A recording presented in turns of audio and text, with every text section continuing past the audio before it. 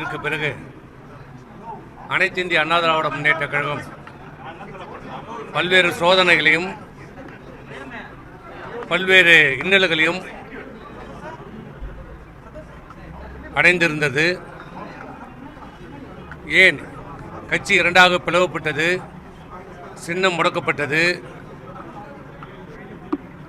ஆனால் இன்றைக்கு அம்மாவுடைய ஆசையோடு இன்றைக்கு அனைத்து பிரச்சனைகளிலும், அனைத்து சோதனைகளிலும், அனைத்து சதிகளையும் முறியடித்து இன்னைக்கு எஃகு கோட்டையாக கழகத்துடைய பொதுச் செயலாளர் எடப்பாடியார் தலைமையில் மிக எழுச்சியோடு இன்றைக்கி அனைத்து இந்திய அண்ணா திராவிட முன்னேற்ற கழகம் இன்றைக்கு வீரநடை போடுகிறது. அன்றைக்கும் சொன்னோம், பல்வேறு காலகட்டங்களில் நீதிமன்றங்களையும் சொன்னோம், இப்போதும் சொன்னோம். இது ஒரு மிகப்பெரிய ஒரு சூழ்ச்சி. அனைத்து இந்திய அண்ணா திராவிட முன்னேற்ற கழகத்தை பிளவுபடுத்தி உள்ளிருந்தே கெடுக்கும் நோய் என்பதைப் போல முதலே தர்மயுத்தம் என்ற பெயரிலே இந்த கழகம் அம்மாவின் மறைவிற்கு பிறகு ஓரணியிலே எந்த பிளவும் ஏற்படக்கூடாது, கழகத்துக்கு எந்த சேதாரம் ஏற்படக்கூடாது என்று அன்றைக்கு அம்மா உயிரோடு இருந்தபோதே இன்றைக்கு நியாயம் தர்மம் பேசுகிற ஒருவர் அன்றைக்கு என்ன சொல்லியிருக்க வேண்டும்? இல்லை, அம்மாவை முதலமைச்சராக அடக்கம் செய்துவிட்டு நான் பதவியேற்றுக் கொள்கிறேன் என்று சொல்லியிருந்தால் அவர் பெரிய மனுஷன். ஆனால் அன்றைக்கு பதவி ஆசை, பதவி வெறி, யாரோ சொன்னார்கள் என்று, யாரோ சொன்னால் கூட இவருக்கு எங்கே போய்விட்டது. அன்றைக்கு இரவோடு இரவாக எல்லோரிடம் கையெழுத்து பெற்று பதவி ஏற்றுக்கொண்டார், முதலமைச்சராக பதவியேற்றுக் கொண்டார். பிறகு அன்றைக்கு அவருக்கு யார் எதிரி? அவருக்கு தேவைப்பட்டால் நண்பர்கள், தேவைப்பட்டால் எதிரிகள், இல்லை என்றால் துரோகிகள். அவருக்கு பதவி கொடுத்தால் நண்பர்கள், பதவி இல்லை என்றால் அவர்கள் துரோகிகள் என்று சொல்லி காலத்துக்கேற்ப, நேரத்துக்கேற்ப, சூழ்நிலைக்கேற்ப பச்சோந்தி நிறம் மாறுவது போல் அப்போது நிறம் மாறிக்கொண்டிருந்த ஒருவர். நாங்கள் சொல்லி கொண்டிருந்தோம், நாங்கள் சொன்னோம், பல காலகட்டங்கள் சொன்னோம், பல நேரத்தில் சொன்னோம். இவர் அனைத்து இந்திய அண்ணா திராவிட முன்னேற்ற கழகத்துக்கு பிடித்த சனி. இவர் தானாக செயல்படவில்லை. ஒரு தூண்டுதல் பின்னணியிலே மிகப்பெரிய சரிவலை பின்னப்பட்டு அனைத்து இந்திய அண்ணா திராவிட முன்னேற்ற கழகத்தை அம்மா இல்லை, இந்த கட்சிக்கு தலைவர் இல்லை, இந்த கட்சியை அழித்து விடலாம், இந்த சின்னத்தை முடக்கி விடலாம், அதற்கு தேவையான தோதான நம்மளால் முடியாது, பிரதான எதிர்க்கட்சியாக இருக்கிற திராவிட முன்னேற்ற கழகமாகிய நம்மளால் முடியாது, அது அவர் தந்தை காலத்திலே பார்த்து விட்டார்கள், முடியாது, இந்த அண்ணா திமுகவை நம்மளால் அழிக்க முடியாது, அந்த சக்தி நமக்கு இல்லை, திமுக நமக்கு இல்லை என்பதை தெளிவாக புரிந்து கொண்ட அந்த ஒரு விஷயத்தில் மட்டும் அவர் தெளிவாக தெரிஞ்சுக்கிட்டார். மற்றதெல்லாம் என்ன தெரியுதோ இல்லையோ புரிந்து கொண்ட அவர் உள்ளிருந்தே கொல்லும் வியாதியாக, எதிரியை விட பக்கத்தில் இருக்கிற துரோகி தான் மிக மிக ஆபத்தானவர். எதிரியால் சாதிக்க முடியாததை ஒரு நண்பன், கூடியே இருந்த நண்பன், கூடியே ஒன்றா இருந்து ஒன்றா சாப்பிட்டு ஒன்றா படுத்து எல்லாத்திலையும் பங்கெடுத்து கொண்ட ஒருவன் துரோகியாக மாறினால் அவன் 1000 எதிரிக்கு சமம். அப்படி இந்த இயக்கத்தை அழிக்க வேண்டுமென்றால், இந்த அனைத்து இந்திய அண்ணா திராவிட முன்னேற்ற கழகத்தை ஒழிக்க வேண்டுமென்றால், இந்த அண்ணா திமுகவிலிருந்தே ஒருவரை நாம் கைகூலியாக உருவாக்க வேண்டும். அந்த கைகூலியை வைத்து இந்த அண்ணா திமுகவை பிளவுபடுத்தி சின்னத்தை முடக்கி இந்த கட்சியை அழித்து விடலாம் என்று தேர்ந்தெடுக்கப்பட்ட ஒரு நபர்தான் இன்று திமுகவிலே தன்னை இணைத்துக் கொண்டிருக்கின்ற. ஒரு காலத்திலே நான் அம்மாவின் விசுவாசி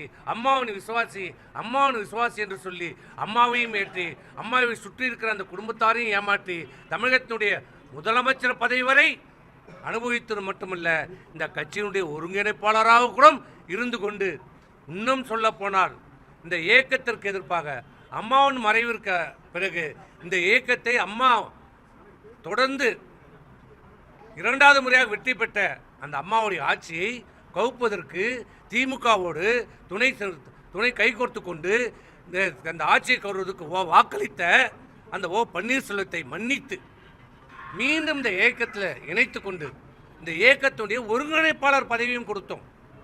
அதன் பிறகும் இந்த இயக்கத்தை முடக்குவதற்கு இந்த திராவிட முன்னேற்ற கழகத்தோடு கைகோர்த்து கொண்டு சதி செய்து இந்த இயக்கத்தை அழிப்பதற்கு ஒவ்வொரு கட்டத்திலும் ஒவ்வொரு காலகட்டத்திலும் பல்வேறு நடவடிக்கைகள் எடுத்தார். இந்த இயக்கத்தை விடாமல் இருப்பதற்காக முடக்க நினைத்தார். எந்த முடிவும் எடுக்க முடியாமல் இருப்பதற்கான தடைகளை போட்டார்.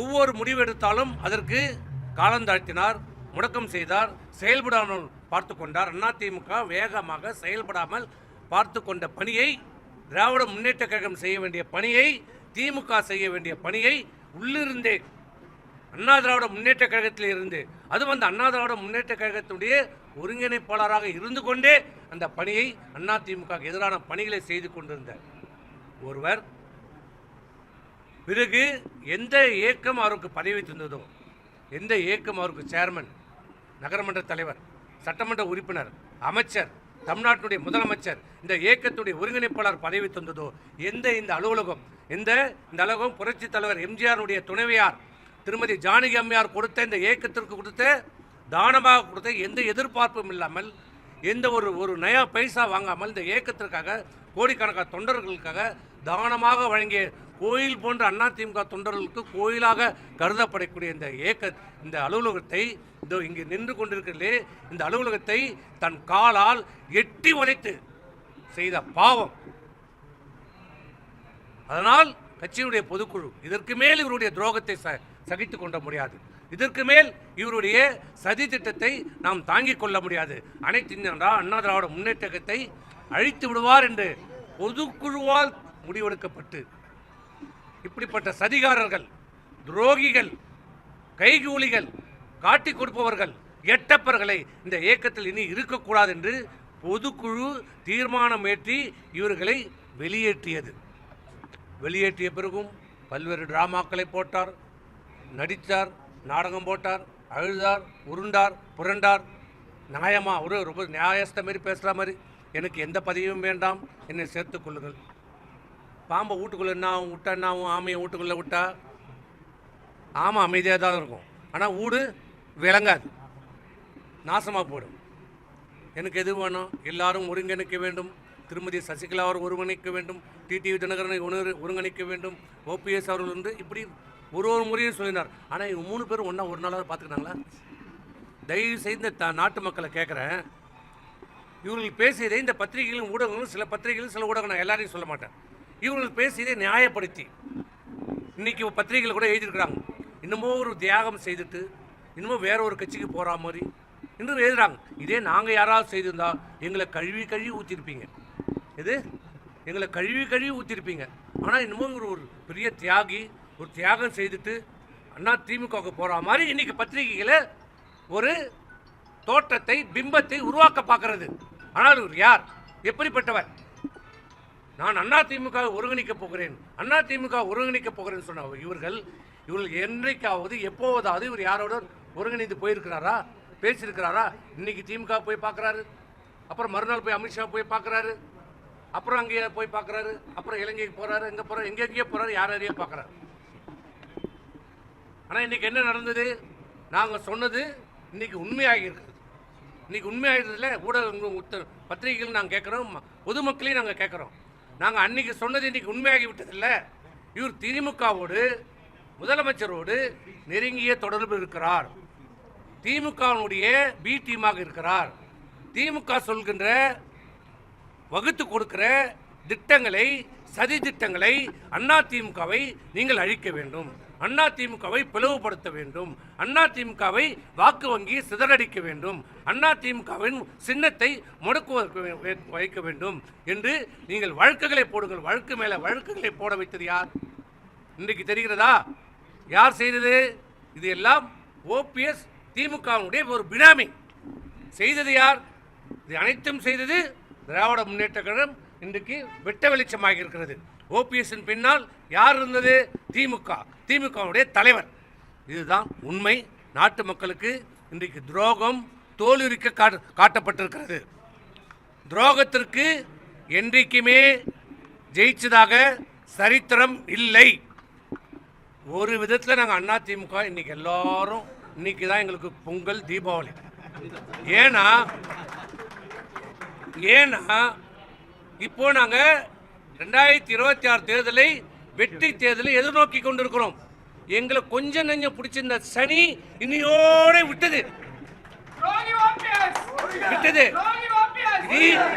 எங்களுக்கு பூசணிக்காய் சுத்தி திருஷ்டி சுத்தி போட வேண்டியதுதான். எங்களுக்கு எல்லாம் ஒழிஞ்சது.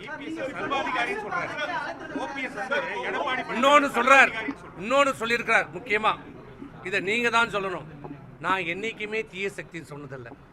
அதிமுக தொடங்கப்பட்ட 1972 என்னைக்கு தொடங்கப்பட்டதோ புரட்சித் தலைவர் எம்ஜிஆர்லேருந்து சாதாரண அட்டை வைத்திருக்காத அதிமுக அனுதாபி கூட சொல்கின்ற முதல் வார்த்தை தீய சக்தி, தீய சக்தி, தீய சக்தி. அப்படி நான் தீய சக்தி என்று சொல்லவில்லை என்றால் இவர் யார்? அப்போ இவர் உண்மையான அதிமுக இல்லை. எத்தனை மேடையில் எத்தனை கூட்டத்தில் இவர் சொல்லியிருக்கிறார். இன்றைக்கு அப்பட்டமாக பச்சை பொய்யை இன்றைக்கு சொல்லுகிறார். இதை நீங்க தெரிஞ்சுக்கங்க.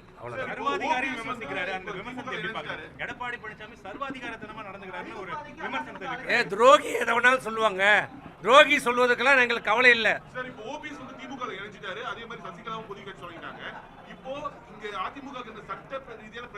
எங்களுக்கு சட்ட பிரச்சனைகள் அனைத்தும் எந்த பிரச்சனை வந்தாலும் அதிமுக சந்திக்கும், எதிர்கொள்ளும். நாங்கள் அதை பற்றி எந்த காலகட்டத்திலையும் பயப்பட்டதில்லை, அச்சப்பட்டதில்லை. ஆனால் இவர்கள் போட்ட ஓபிஎஸ் போட்ட வழக்குகளை நீதிமன்றத்திலே அதற்கான பதில் வரும். தேனி மாவட்டத்தில் வந்து அதிமுகவோட கோட்டை இப்போது ஓட்டைன்னு சொல்றாரு ரவீந்திரநாத். அந்த ஓட்டை இவர் துணை முதலமைச்சராக இருந்தார். யாரு? தேனி மாவட்டத்தில் ஓட்டை ஊந்ததுன்னு சொல்றாரு.